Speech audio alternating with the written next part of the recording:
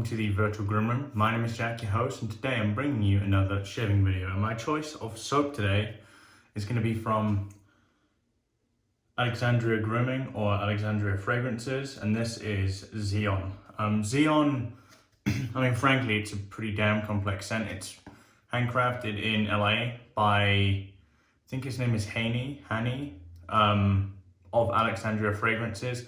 This soap itself was made by Ariana and Evan, so Peter Chakalis over there. Makes some fantastic soap. I know pretty much whatever I buy from Peter is going to be of high quality. A bit of background on Alexandria Fragrances. Really interesting brand as a whole. I've smelled quite a few samples from them, and as a kind of perfumer slash fragrance maker, he's very, very skilled. He originates from Egypt, where his parents for years and years made fragrances, and came here, made a good go of it, started Alexandria Fragrances. They obviously specialize in colognes and perfumes, but honestly, the thing that attracted me of the scent was just how well-rounded it was. I don't think it's the sort of scent where you couldn't say you can't wear that here. Like, it's ideal for loads and loads of scenarios, and I think it's perfect. So yeah, Alexandria Fragrances Xeon is going to be our soap for today. Now, this is badass. I am bringing you a new Karve product here. As you can see, this is our new wide body top cap. There is absolutely no overhang here. There's none. We have extended the top cap and kind of intricately designed the edges to make it look attractive. So yeah, fantastic. This is my first use of this today, so I'm going to tell you how it shaves and I'm going to go from there. I do have the matching cologne, which I will be using a little bit later, not straight after the shave, because, you know, I don't like face burn.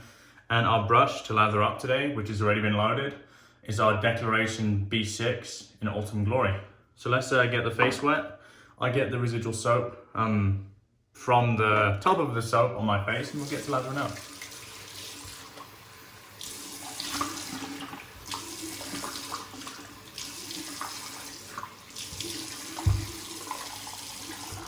I have about 2 days growth here, which is quite a bit for me recently. The scent of the soap, I would recommend you look in the description for the scent notes, because there are a lot. I would say the thing that really stands out is grapefruit, ambergris, a really salty ambergris.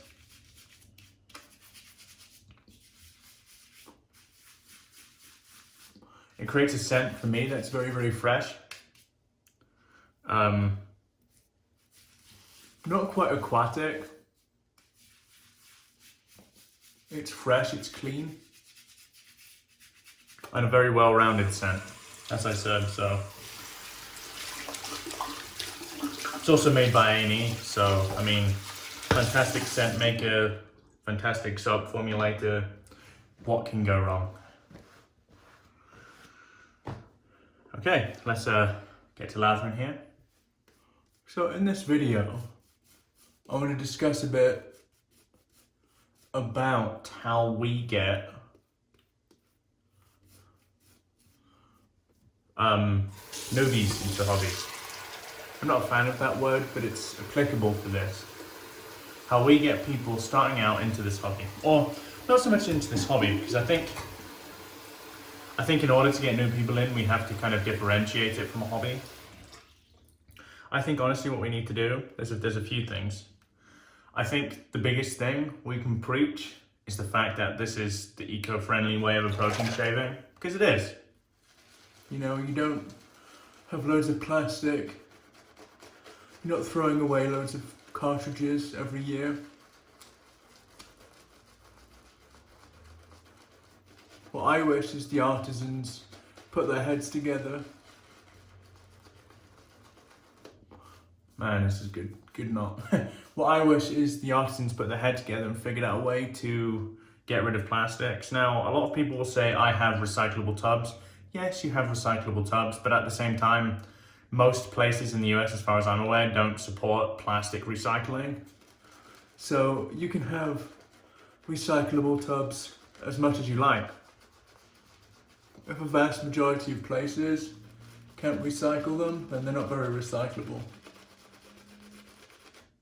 In my humble opinion. Now, the reason what sparked this discussion today is we recorded the next episode of the Razorburn podcast with Michael Friedberg. And this briefly came up, and I'd like to elaborate on some of the points. Or at least go back into detail and discuss it with you guys. The big thing for me, with it being eco-friendly, is I've heard a few arguments against using just hard pucks with wax paper. One of the arguments is, I have Probably about 40 soaps up there. I try and keep as few as I can. which is, that's a lie. I could keep way fewer than that.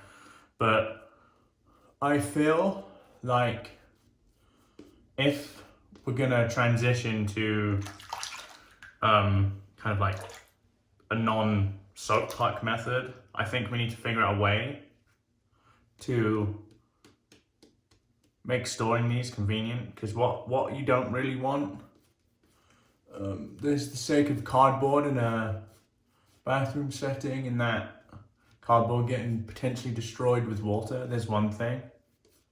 There's also one of the things I heard is actually just storing it all generally, because if you have loads of just loose soap pucks, how do you tell one from another? There's also this case of scent wearing out a little bit. There's a few aspects to this. But my argument to that is I think being sustainable is more important than that. And I think in order to really appeal to the outside audience, people that are currently using carts, there's a lot of variables at stake here. I've been lathering for a few minutes. I don't think people want to do that across the board. And that's okay, This is a wonderful brush, by the way. That's okay. People don't want to do it, which is perfectly fine. I can't say I blame you. I enjoy doing this. But I can see why you wouldn't. If you just want to get one and done, or just finish up, and that's fine.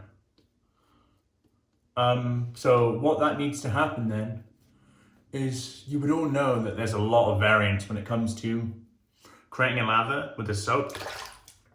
Each soap is different. It's difficult to dial in. So on the podcast, I recommended a product like Dr. Karve's shave butter. In my opinion, most of what I need from a lather is slickness anyway. Cushion isn't quite as important as a DE in my opinion.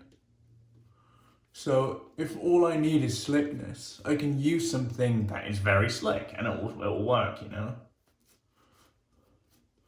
And that's where the shave butter comes in. It's very easy to use. Something of that nature. Something like A&E serum, which doesn't take much effort to use.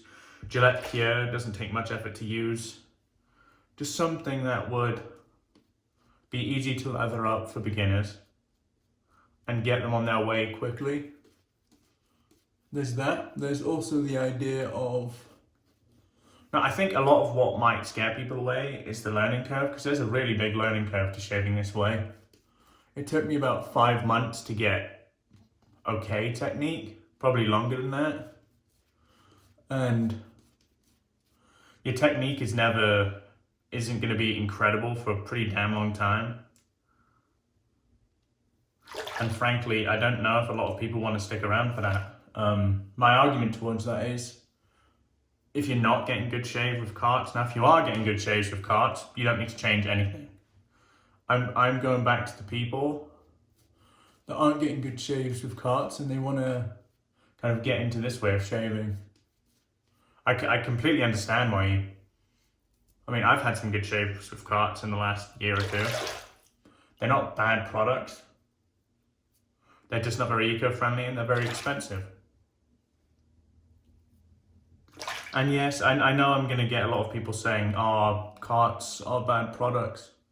I will consistently say in regards to cartridge razors, you've probably had bad experiences in the past and you're still letting them overshadow. I encourage you to go back to cartridge razors to try, and you'll see that they don't shave as badly as you think. Because They're actually pretty good shavers. My criticism is the amount of money they cost.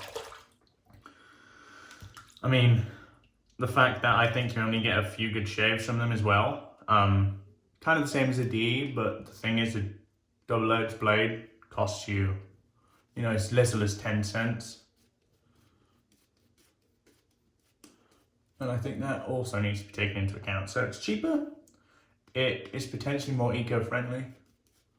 I mean, I could suggest a beginner just to buy a pack of Hasslinger and kind of go from there.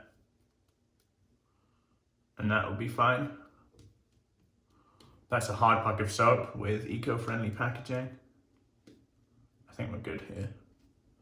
I'm gonna add a little bit more water and then we're good to go. So yeah, like a pack of Hasslinger or something like that, and I think that'll work fine. Brushes, I would only ever recommend synthetic brushes. It took me a while to dial in how to use like badger brushes, really dense badger brushes. And that definitely isn't for everyone, especially if you just want to get in and out in the morning. That's kind of what I would suggest. Just since, if you're looking at it from a utilitarian perspective anyway, people don't particularly care about the luxury, they just want something where they can finish. They'll shave pretty quick, and I think synthetics are perfect for that.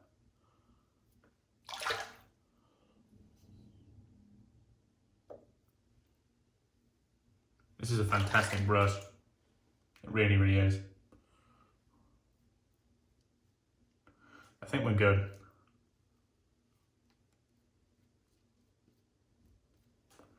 Okay. Continue this discussion in just a sec.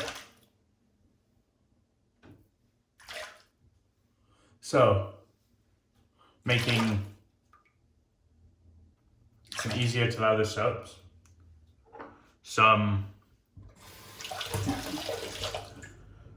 See, there's always going to be a learning curve of this rough shaving because of these things. Let's go with the grain here.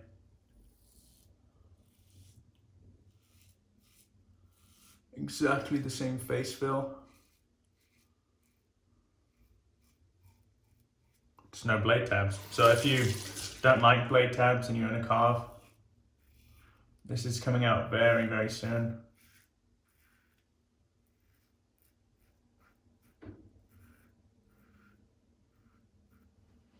So yeah, easy to lather soap, an easy to use razor, or easier.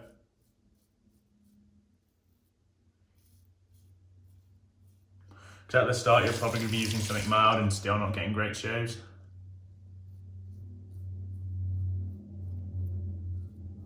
I've got some friends into this.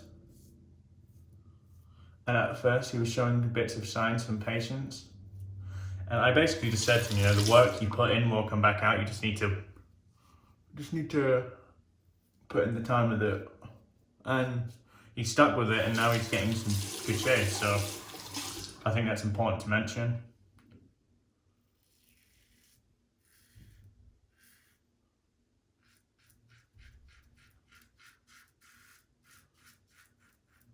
Brushes that are easy to create a lather with. Synthetics, I would just wholeheartedly recommend. And the other argument is availability of product. Now, you all know that it's difficult to get hold of shaving gear if you're not looking for shaving gear. Because we just go on to West Coast Shaving, Magard, whatever, and find something. It's not as easy as that for everyone else. Because they are probably going to big box stores.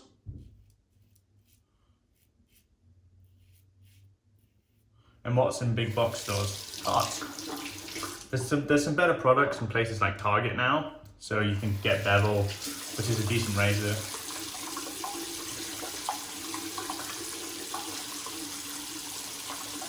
You can get some decent shaving products. The Nivea bombs are pretty good, and you can get those in Target.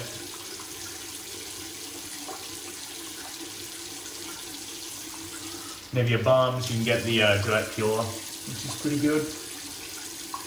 Definitely gets the job done. No bad ingredients in there, all pretty natural. The scent on this is lovely. It's probably about a scent strength of a 5 or a 6, maybe a 7.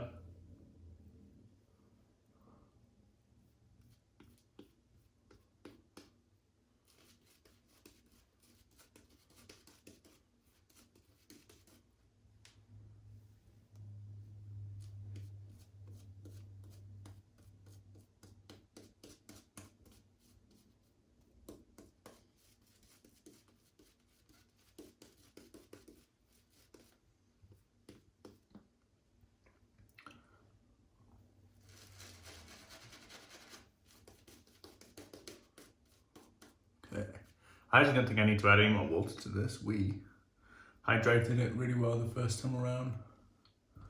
So we're going to go with that.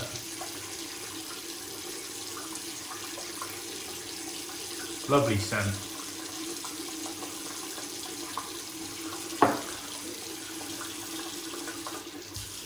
So yeah, those are all things to bear in mind. The availability of the product is always going to be an issue. Let's go cross grain here.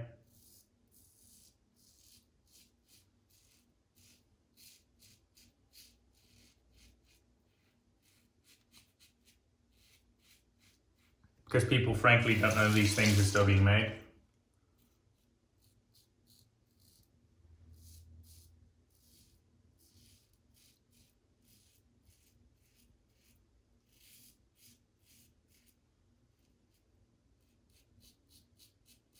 And because of that, they won't go out of their way to look for it. If they see it in these places, then yeah. So for me, it's going to take someone, maybe like, I don't know if you've seen the new line of Gillette products, but they're using the proper King Gillette thing again.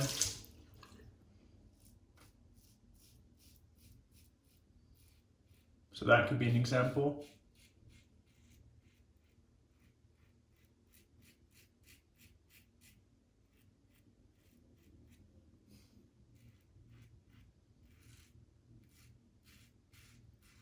It's difficult. What do you guys think? Because I think for the sustainability of this, getting new people in consistently, can we do it as it is? Do we have to change how we're doing it?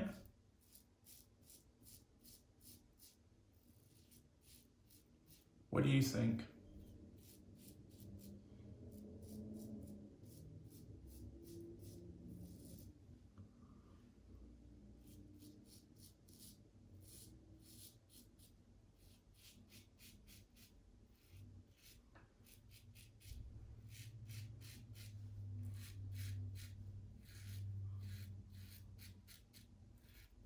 This razor's so smooth.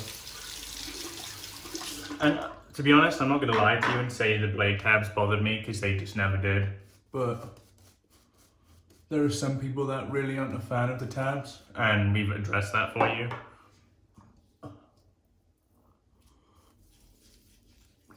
And I think it looks pretty damn slick too, so. I think aesthetically the razor looks better without end tabs, honestly, but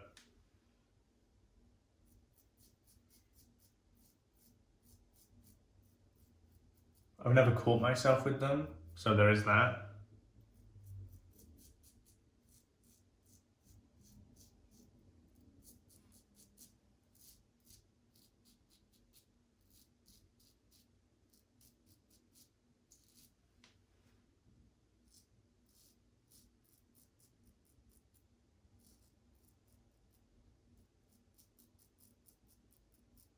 So here, I still have a lot of like residual hair. And this is the most comfortable razor for me to go against the grain here. Cool.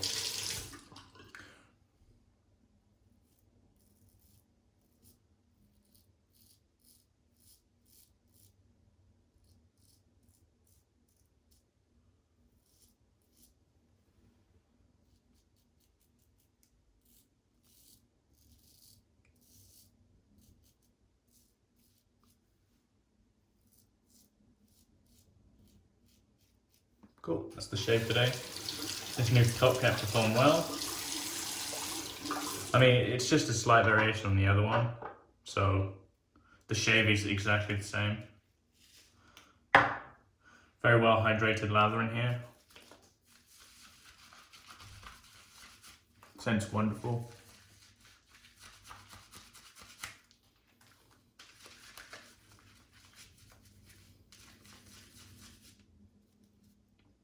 So yeah, I'd like to know what you guys think about that. Because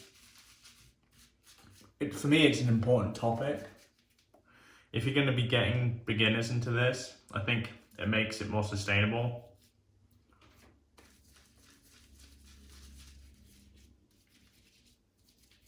What you'll see then is more artisans will go full time because demand is much higher and they don't currently have the supply. When demand is much higher, they can go full time, and then what ends up happening is if they're full time, they end up putting more effort into making products. Not that they're not making effort at the moment, but you guys know what I mean. They'll have more time to generally develop stuff.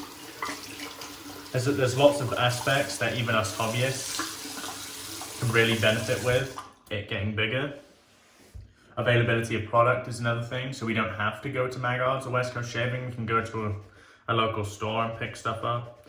Which, wouldn't that be lovely, not having to wait for mail calls?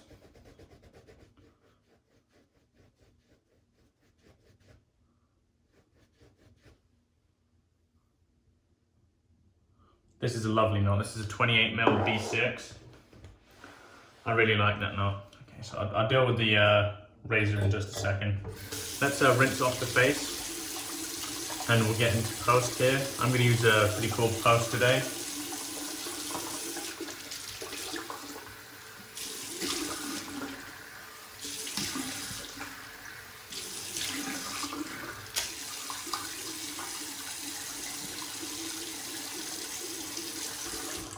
Because it's A&E, it has a remarkable post shave. So to be honest, I could not use a post shave, but I'm gonna. Ooh.